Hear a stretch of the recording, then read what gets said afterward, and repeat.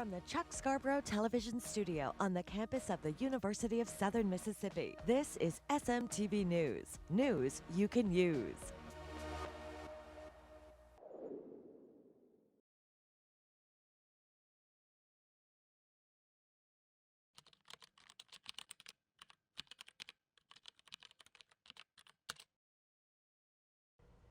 Good evening and welcome to our SMTV special. Tonight, we will learn what diversity means to the students and faculty at USM, and also what the Golden Eagle community can do to encourage its growth. Our special will reveal what steps students, organization, and the university police department are taking to ease racial tensions on campus.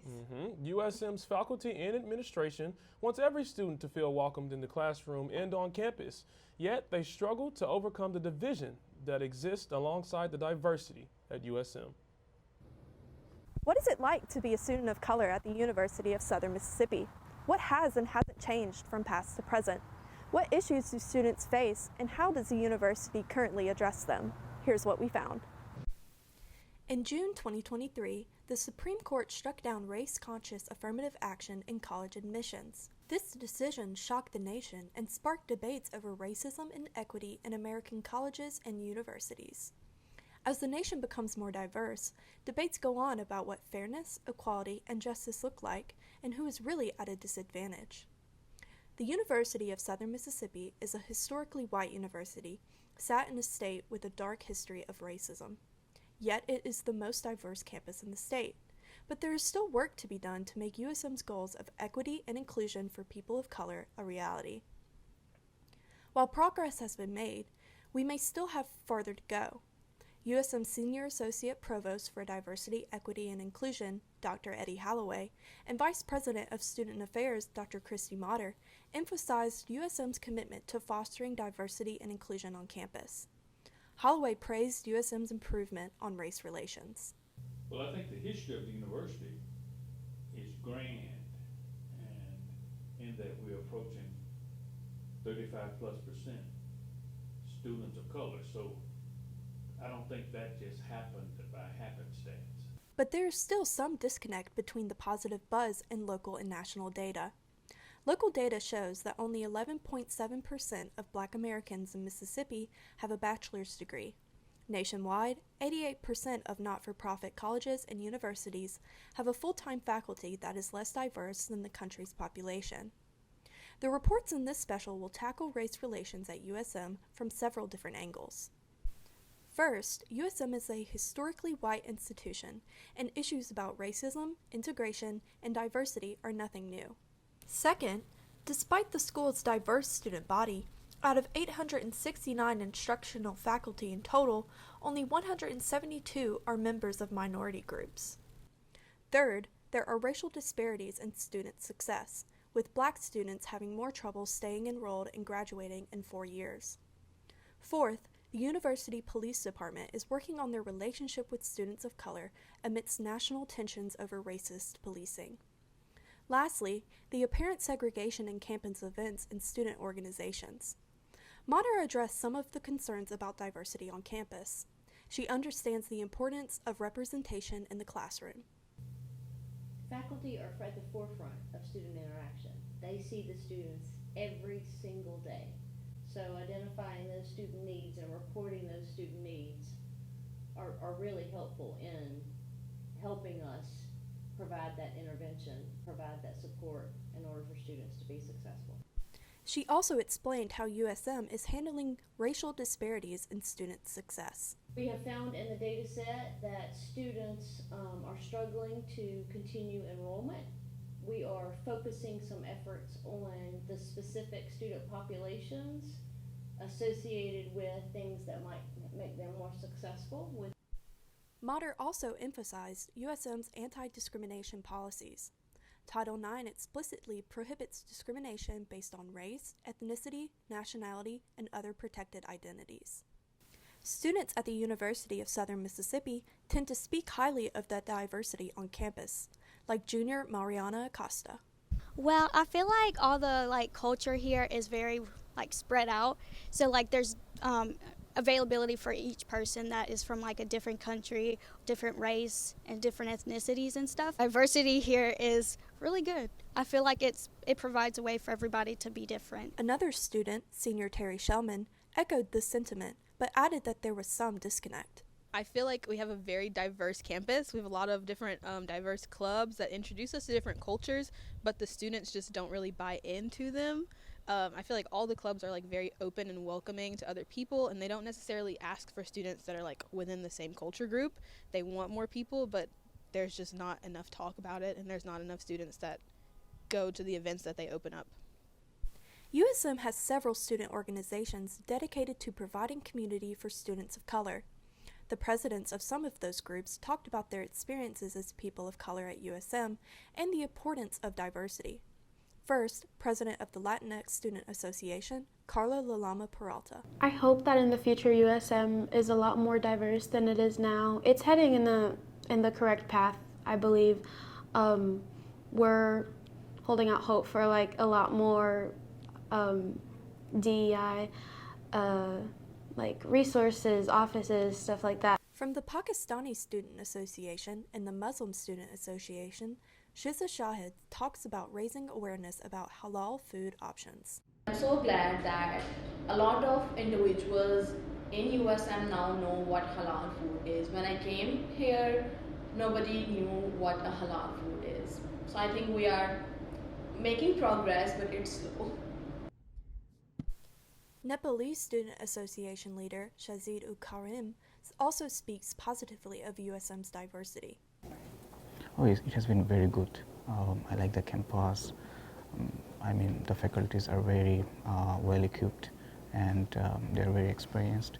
And also the environment here I love this environment. One message is clear. Many people at USM are committed to having a diverse and inclusive campus, but getting there will require consistent effort.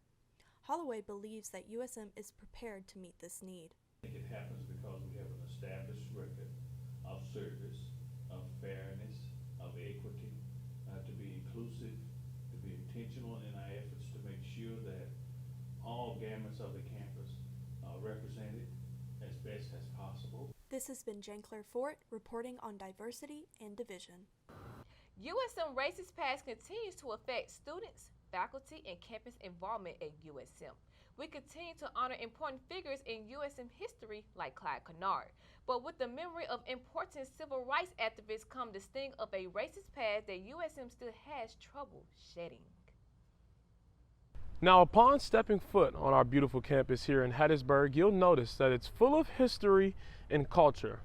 But sometimes history isn't always good. Join us as we take a deep dive into USM's pastime and the history of racial relations within our university. So instead of helping a black man, they kicked him out. I feel everything's gotten a lot more diverse. Everybody's mingling a lot more than used to. There's still like a standard or still kind of a blockage between the racial barriers that go on at USM. And because I don't live the opposite of what I am every day, I wouldn't be able to provide a lived experience of that. As opposed to racist differences. So yes, I experienced a number of circumstances where things were different, I was different, my views were different, and I wish the situations would have gone different. So as we begin this journey in our hopeful attempt to try and answer this question, I wanted to first take you back to some history to gain a little bit of context behind why we're studying what we're studying. Southern Miss's campus, since the 1900s, was only a predominantly white institution, where only white people were allowed on campus. But it wasn't until Clyde Kennard set the standard to promote the idea of having African American students in the USM community. Kennard attempted to enroll in USM to learn more, but was told he couldn't because of his skin color. He kept applying despite being threatened, harassed, and falsely accused by local officials. He got arrested for things he didn't do and was sent to prison, where he later died after he was released. But since then, changes have been made. And so all he was doing was just trying to get an education, and he was framed twice. Now, USM probably wasn't the body that framed him, but they knew about the framings, and they didn't do anything about it, right? After his failed attempts of trying to integrate the university, it wasn't until a couple years later that it would be success In September 1965, the first two African American students, Raylani Branch and Gwendolyn Elaine Armstrong, made history by being admitted and began taking classes on the campus of University of Southern Mississippi. And now, just 11 years ago in 2013, the Armstrong Branch Pedestrian Plaza is named and dedicated to honor the courage of being the first to enroll and integrate our campus. And as our story continues, years after the integration of our university, more doors opened for Black students to take up space on campus. Plus, back in 2013, Dr. Rodney D. Bennett became the university's 10th president and first African American president of any predominantly white university in the state of Mississippi. As of today's society, African Americans have found spaces for themselves and made a placement at the university. Yet, while change is still happening, there have been some racial tensions and bias incidents that still determine the work that is of need at USM. Beginning with a blackface incident in 2011 involving 6 Phi Mu sorority members. In 2016, 2 African American female students were attacked at a football game for not standing during the national anthem. And here's one that I can still vaguely remember, a clip from 2020 of 2 USM students using a racial slur.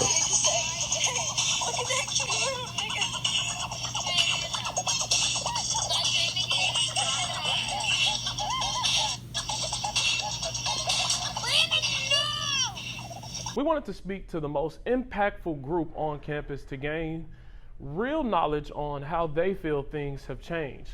So I thought, who better to go to than the president of the African American Student Organization, who was eager to let us know about ways her organization is active in our topic. Okay, so we host events like specifically for this. Being Black at a PWI forum. So it like raised those concerns and like gave people space to ask those questions, like have dialogue, like express how they feel. When I first got here, I wasn't really comfortable. I found ASO, I was comfortable. So it made me stay. It's like whenever you find your space, your people on campus, it increases the retention rate with Black people. Here's Azariah expressing concern about a recent layoff that happened to former director of the Office of Inclusion and Multicultural Engagement, or the IME Center. Our previous advisor, Mr. Jaborius Ball, he had recently got fired, so it was a forceful resign. And that's because they didn't want to give like resources, they didn't want to help him. And they just replaced him when that was his office, like that was literally what he created, his image, his vision. So instead of helping a Black man, they kicked him out. I provide cultural enrichment activities and safe spaces for students on campus. We do broad programming as far as Black History Month, Hispanic Heritage Month, Asian American Pacific Island Heritage Month. Right? A lot of people don't talk about that. That fear that you get when you're about to graduate. You're like, man, I'm about to go into the world. I'm like, I don't know what's next. And y'all gonna go through that. With those incidents in mind, we must be informed that every incident that has happened on USM's campus has always been taken into consideration, as USM wants all their students to feel safe and to take pride in the diversity of the student body within the Southern Miss community. Here's an organization that has made itself a safe space for African American students on campus. SMAC, or the Southern Miss Activities Council, one of campus's most popular organizations. We spoke with the SMAC advisor, who's also a USM alum that graduated in the early 2000s.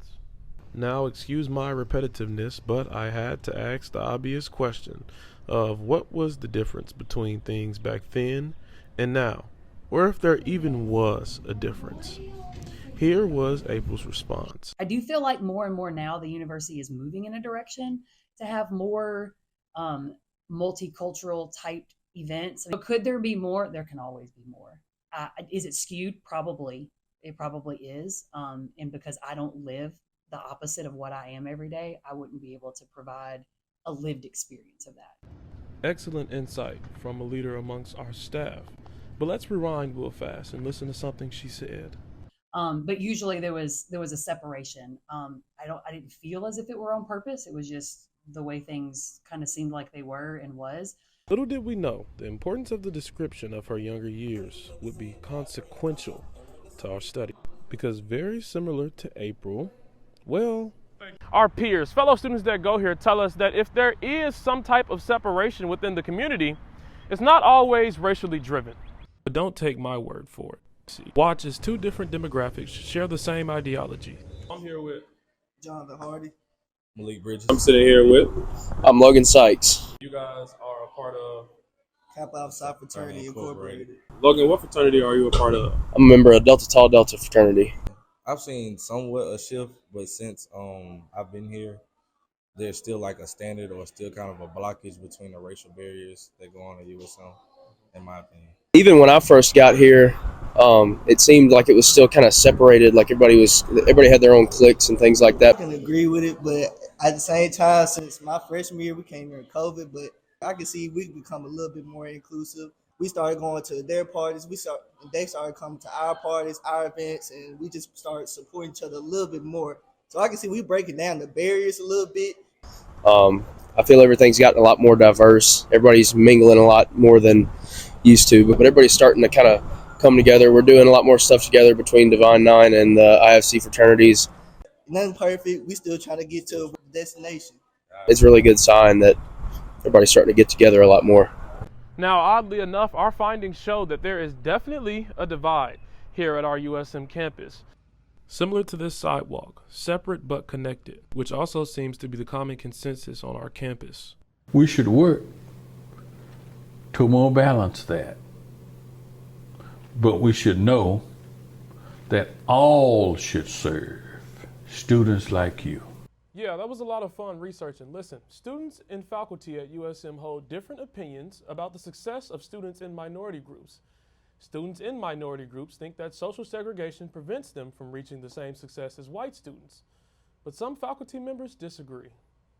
College students face many roadblocks on the path to graduation. Classes, busy schedules, and finances are just a few of them. Students make adjustments and work hard every day to set themselves up for success. But what happens when they're held back by something outside of their control? Student journalists at the University of Southern Mississippi have the story on the racial climate on campus and whether a student's success is impacted by their racial identity.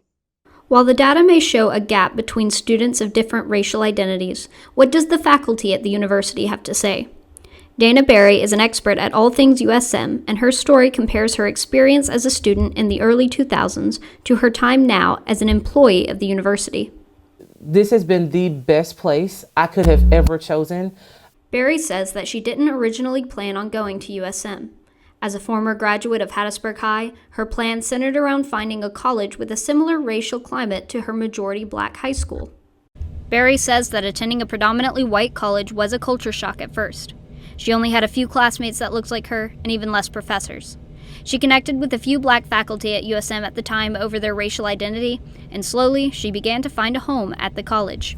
The decision itself, in me coming to Southern Miss, I couldn't have made a better one for myself, for I've set myself up literally for life.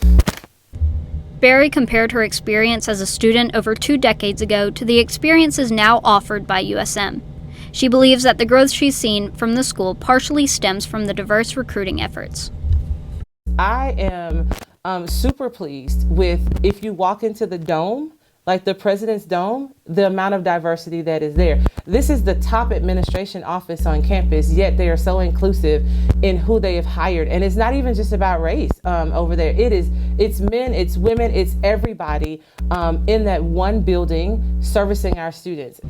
While looking at the data showing the lack of minority students at USM who are on track towards student success compared to their white classmates, Berry explains that one of the biggest factors behind this trend is finances.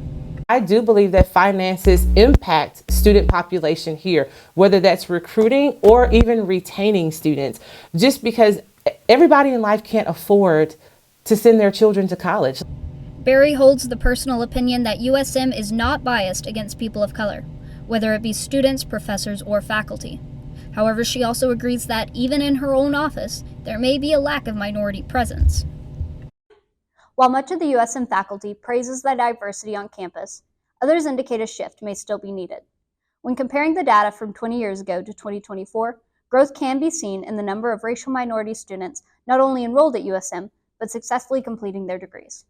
Is this jump enough? Is USM on the right track to racial inclusion and student success? Annalisa Cheers is involved with the Office for Inclusion and Multicultural Engagement at USM. Ever since she stepped foot into the IME space, she's found a place where she can be comfortable and safe on campus. It was one of the first places that I got to go and exist and didn't need a reason or to be affiliated with something else in order to be comfortable. Cheers believes that USM does comparably better than other universities in terms of inclusion, but that there is still work to be done at the university. She believes that while they're doing the best that they can right now, there is always room for improvement. Cheers has also noticed a positive increase in how she is viewed by her peers in comparison to the world outside of USM. And I can definitely say for me personally, when it comes to real world versus college, have I been given more opportunities, because you're looking past the surface level things to actually see what I can offer to the table. I've gotten that. But while Cheers' own promising experiences benefited her, the same cannot be said for other students at the university. William Davey, a junior at USM, has his own story to tell. With a mixed Hispanic and white racial background, Davey knows what it's like to face discrimination. Davey says that he is white appearing, and that most people view him and treat him as a white man. He says this has impacted his experience at USM compared to some of his fellow minority classmates. Davey says that while a lot of his experiences at USM have been inclusive, his time at the school has not been completely free from prejudice. He says that one of the worst instances of discrimination that he has faced came from a student worker at USM. Last year, Davey found himself involved in a conversation that led to his unfair treatment because of his racial identity. According to Davey, a coworker at the time was having a conversation with another employee, comparing different racial identities. He says that the coworker was commenting on which non-white racial identity most closely aligned to traditional white American culture. Davey says he was asked by the coworker to comment on his own culture, but he declined. That is, until she made a comment that Davey just couldn't ignore. And then she started asking me if I was because she knew that I was Hispanic, she started asking me if I was a good Mexican or a bad Mexican. Davey said that this conversation with the coworker continued, and unfortunately did not improve. He says he was almost too shocked to respond to what she said to him next. The following statement alludes to a racial slur typically used against members of the Black community. Davey's experience is just one of many. He says that outside of that incident, he's had to cut ties with people he considered friends over comments they made or beliefs they held about his race. When asked how USM can improve and further support racial minority students, Davey has a few ideas. Social desegregation, better orientation courses, and accessibility for minority and international students are just a few. Maybe just some more accessibility options just to have people able to learn. With these testimonials from both faculty and students in mind, data from a survey regarding diversity and division featuring 70 participants proves that not all experiences regarding diversity at USM are positive, and that change is still necessary to ensure student success. Before reaching the questions of the survey, participants were asked to identify their race and gender. 66% of participants were white, with only 19% of Black participants.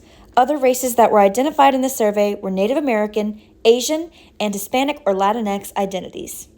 63% of participants were cisgender women, while 18% were cisgender men. Other genders identified in the survey were non-binary or another option that was not listed. The survey notably found low numbers of racial or ethnic discrimination, but there is still evidence of it on campus. 14% of participants reported that they had been treated differently by their professors because of their race or ethnicity. 15% reported that they had been racially or ethnically stereotyped in the classroom. 10% reported that they have experienced a bias in the classroom because of their race or ethnicity. 6% reported that their race or ethnicity had an impact on their success as a student. On the other hand, 61% of participants reported that they believe that there are resources available for them on campus. 67% of participants said that they have not been racially or ethnically discriminated against on campus. 51% of participants believe that USM is a safe place. Finally, 65% believe that their race or ethnicity has not impacted their success as a student. So what do these findings show?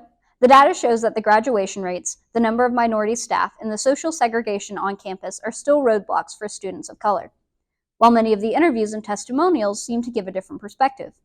Is there an issue with the racial climate at USM? And more importantly, have people become complacent with these issues?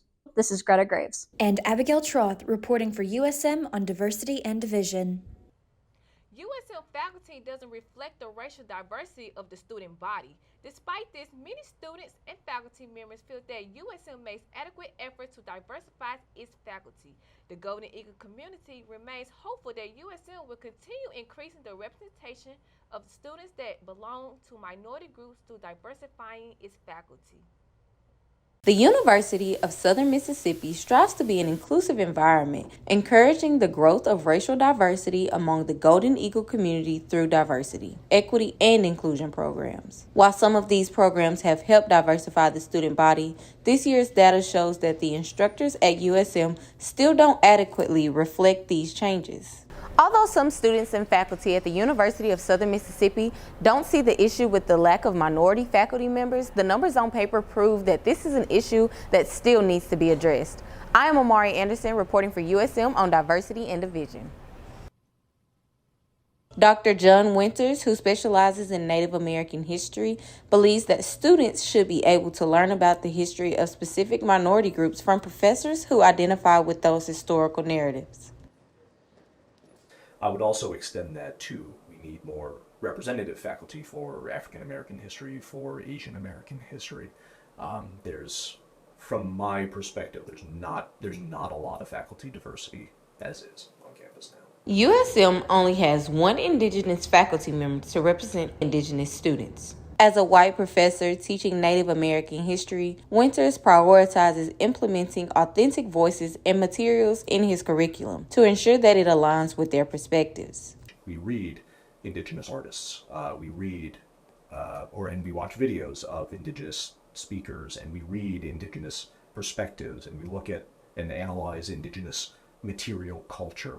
Although USM prides itself on being an inclusive environment for minority and international students, the flags hanging from the student union ceilings are the only representation these students receive on campus.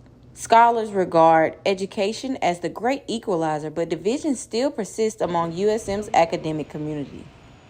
We can also practice curricular inclusion, which that's a lot easier than diversifying faculty. Faculty can just diversify their curriculum. That's pretty easy. Community is a crucial part of education, and without intellectual safe havens like those found in the Office of Inclusion and Multicultural Engagement, minority students struggle with feeling like they are welcome in the classroom. USM will remain fragmented until the university makes greater changes to ensure that all students feel represented. Students might not feel invested in the material, for one.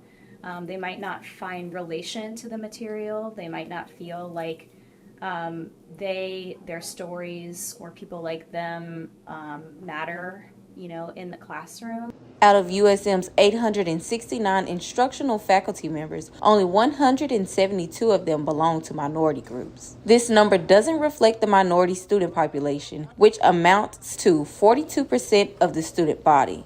I think it's really important for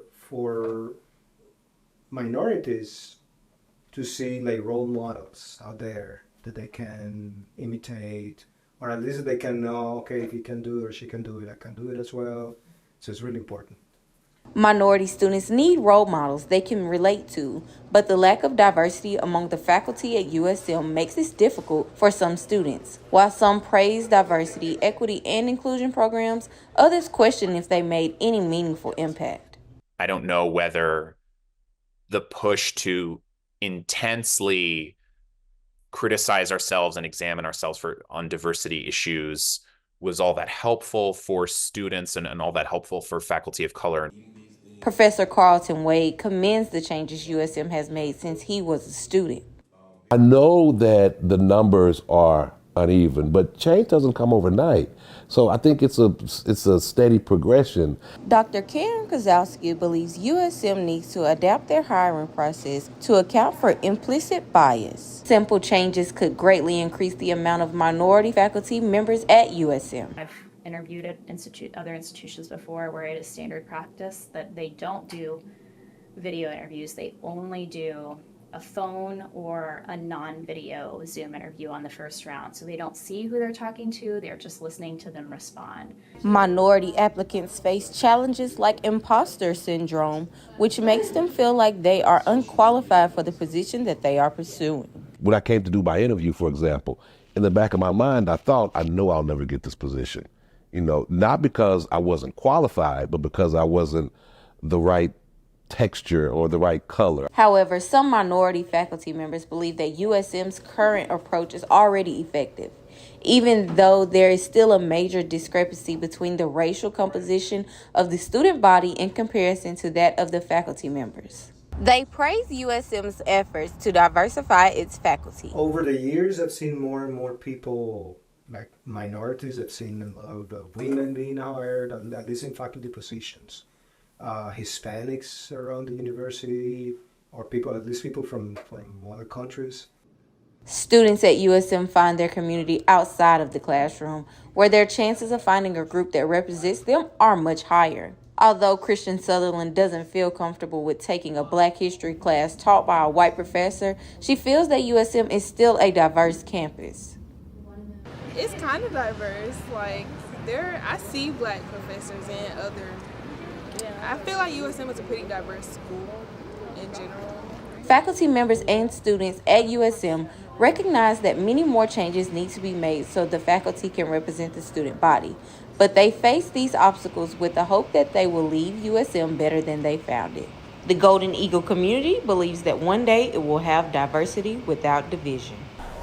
This has been Amari Anderson reporting for USM on diversity and division. Yeah, another great package from another great team. The University of Southern Mississippi's police department struggles to maintain a positive relationship with students. Although there are several African American officers in the department, there has never been an African American police chief. Some say memories of police brutality from the civil rights movement halters UPD's attempts to forge a positive relationship with students. Do you feel safe on campus? Would you feel comfortable if you had to contact the University Police Department in a time of need? The Clarington Ledger conducted a study titled Crime on Campus in 2014 comparing Southern Miss and William Carey's University's crime rate. Southern Miss led the study rates with a total of 95 offenses versus Carey's 2 per the U.S. Department of Education. The crime rate may seem low, but most sources find it hard to believe there is a lack of university crime. College Factual stated, although 0 incidents of reported crime are nice, it doesn't necessarily mean that the school is safer. It could indicate lax reporting. Southern Miss reported 54 safety-related incidents involving students on or near campus or at other properties affiliated with the school in 2019. Since the numbers of students at the school that year was 14,133, that's 3.82 incidents per 1,000 students. Certainly, university should be mindful of its employment. Certainly, one would know that our employment base of faculty or staff or administrators generally do not reflect the current numbers of students of color that are enrolled. Our current campus safety staff has 6 African American officers in their platoon and 1 African American safety campus staff, Tony Fluker. Most students here do feel that USM is a safe environment and would contact university authorities. But what about those who go unheard? Is it because of the lack of help due to staff being less diverse, or are students just uncomfortable? Southern Miss crime rates primarily fall under disciplinary actions, possession, major crimes, and violence against women. Earlier, research showed that most incidents aren't reported due to the lack of public insight and reporting on incidents. If you take a look at the Chief of Police wall when entering the campus station, you can see that there aren't any other races besides white males who have held the position. Clyde Kennard pioneered through the segregated campus and helped prompt the small changes that we all feel today, such as multiple races holding an officer position at a predominantly white institution. In the 1960s, he was arrested by 2 Forest County constables on trumped-up charges of driving at an excessive speed and illegal possession of whiskey. History professor Andrew Haley spoke on the growing issue African Americans face and the necessary measures that are taken to prevent incidents like Clyde's from reoccurring amidst police brutality continuing nationally. there was a time when these things happened and nobody paid attention. And when we pay attention, that gives us a chance to hold our police officers, our elected officials accountable for that violence. But what we haven't seen, right, is the decrease in violence necessarily. Racial discrimination and brutality is a prominent issue in society today and have cultivated over time. Universities like Southern Miss are expected to be at the root of pressing issues. We spoke with Assistant Vice President of Public Safety and Chief of Police, Rusty Keys, about what campus officers are doing to ensure a safe environment for students of all races and our students to see what they had to say about the climate of police on campus. Take a look as we dive deeper into what the climate is between our students and law enforcement. Well, all my officers, number one, it's training. All my officers are trained in bias-based profiling, diversity training. But the most important aspect of that is hiring the right people. I firmly believe, and it was something I committed to when I started here as Chief of Police, is hiring the right people. And you hire the right people that knows how to work with your students, knows how to work with your community, that knows the importance of policing and community policing, then that would not be a non-issue, because you got the right people that know how to treat people, know how to talk to people, no matter who they are. I've seen officers like escorting students around the campus, specifically a time with a black girl coming out of Scott Hall, Century Park South, and she was crying, like she looked really upset about something. I don't know what it was, but she came out and she was crying, and he was just right beside her, like kind of guiding her away. It goes back to that the community needs to trust the officers. That's why community policing is so important. That's why my officers are out of their cars. That's why my officers are inside the residence halls, inside the academic buildings, inside the library, the Fresh, wherever it may be, meeting people and getting to know. So people are accustomed, number one, to seeing officers, and then two, know that the officers are there for them. I feel like both of us have like an attitude towards each other already, like from the start. Like we both are like already on 10 and kind of hostile to each other. So like when you get pulled over, I know for example that we were already mad we getting pulled over. So when they come to us and we getting pulled over, I just feel like if we are already on 10 and got an attitude, then they're gonna catch an attitude. And then that's men or women. And so I just feel like it's approach between us and police. So if we both come with the right attitude, I feel like it would be better. And I've been here as an officer and a detective, then as a supervisor and a chief for about almost 18 years, and I can't remember ever dealing with a hate crime. USM historian professor is very passionate about the racial climate on campus. Teaching the African American History Survey, and one of their assignments is they have to design a post-George Floyd Black Spring Freedom School. And that Freedom School is designed to teach, to develop curriculum and to kind of to teach about some of the issues that people of color have faced across the 20th and 21st centuries, and figuring out ways to generate education and initiatives and conversations and interaction between groups and places and spaces that don't often talk to each other. Our campus culture has certainly improved over time, and staff and students are beginning to act as a community. Although student to faculty issues have occurred in the past, we are beginning to band together as one. Most students of diverse races are beginning to attend the university. In today's environment, the African American student ratio to other races is consistently increasing. Students are beginning to feel more protected by the staff rather than afraid, although there is still much room for improvement. Someone would slam into my door full force with their body, use air horns, and I called as like, hey, I'm having a problem over here, and they came and handled it. They give back what you give them. For example, you give them attitude, they give you attitude. They're just doing a job.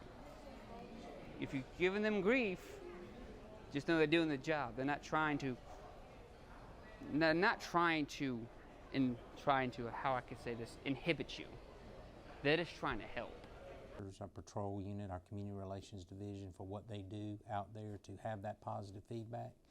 But all the feedback that I get as the chief of police is very positive. that our community trusts us. They know what we got to do, and they know what to expect of our officers. This is Dejanay Talbert reporting for USM on Diversity in Division. Students at USM believe that student organizations like SMAC, SGA, and Greek Life need to make more of a genuine effort to inform students about their events. Student organizations could be the solution to unify the Southern Miss student body, but many fractures in these organizations make students that are members of minority groups a little reluctant to reach out. The University of Southern Mississippi embraces diversity in many student organizations, but there is still work to make these organizations more inclusive. While some organizations reflect our campus's diverse population, others struggle with racial climate. Student organizations at the University of Southern Mississippi are lacking diversity. Student minority voices are pushing for a unified campus change. Serena Cantrell believes that student organizations at USM need to try harder to reach out to all students, not just ones who will participate. And so I think groups such as SMAC or even SGA or whatever it might be needs to go bigger in inviting more students in, because we're a very diverse campus.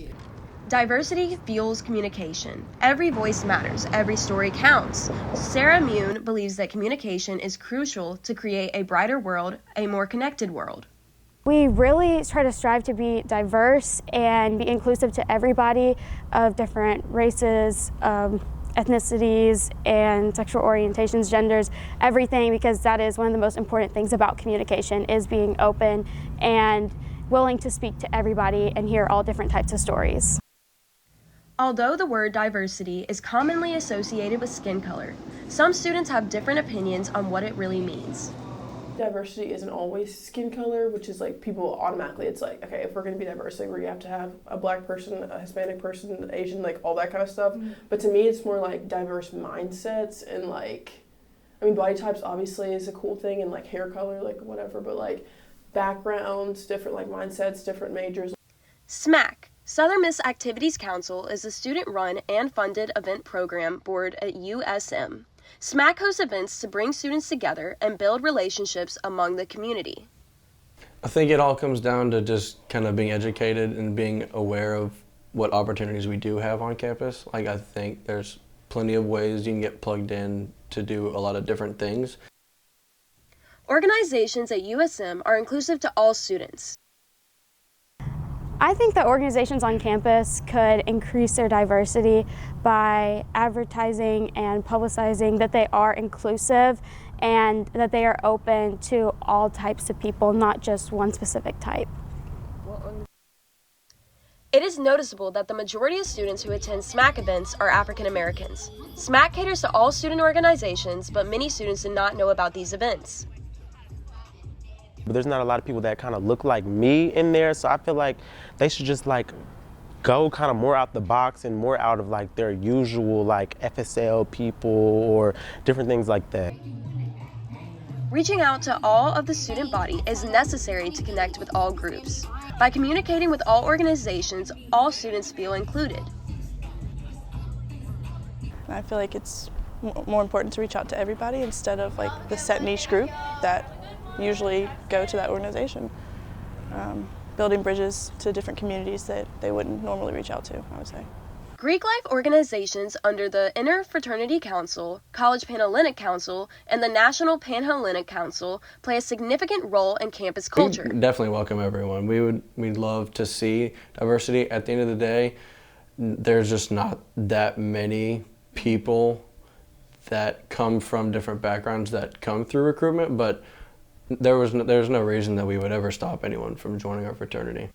As fraternity members stress inclusivity, a member acknowledges historical barriers and CPC. I'm in Alpha Delta Pi, which historically has been for white people, but we do open it up to everybody now. But because of that foundation, it's harder for us to reach that group. But also, MPHC is historically black, so people might feel more comfortable there. And I just feel like it's about breaking barriers and getting people where they feel comfortable, where they feel most at home. Green, one of the few African American individuals in predominantly Caucasian sorority, describes her upbringing as largely unchallenged.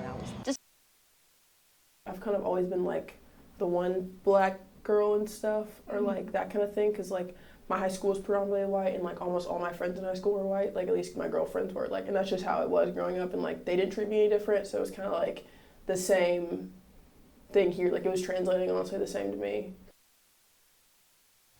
The University of Southern Mississippi desegregated Greek life in 1975. NHPC Divine Nine was not integrated until 1993. Like honestly, our chapter tries really hard to be diverse. Like we had a DEI chair for 2 years, and like now it's a director position, and like I have that director position now. So like, while some students feel that the Student Government Association lacks diversity, others argue that it represents various minority groups. This new exec board isn't like really that diverse. I mean, there's like one black girl on the exec, so it needs more. But I can also say my community can kind of do a better job at trying to put ourselves in those places, kind of like I am.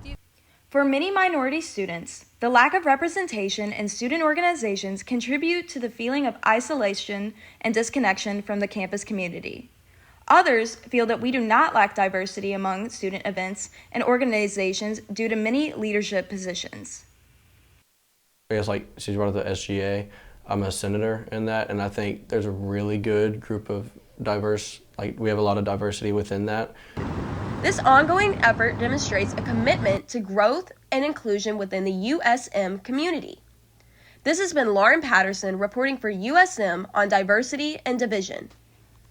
The USM community has many opinions about the efforts the university has made to end this division. While some think they should improve their communication, education, and outreach among students and faculty, many are hopeful that USM will continue to diversify the Golden Eagle community. I am Maya Evans. And I'm Bethel Miles. And this has been your SMTV special on Diversity in Division.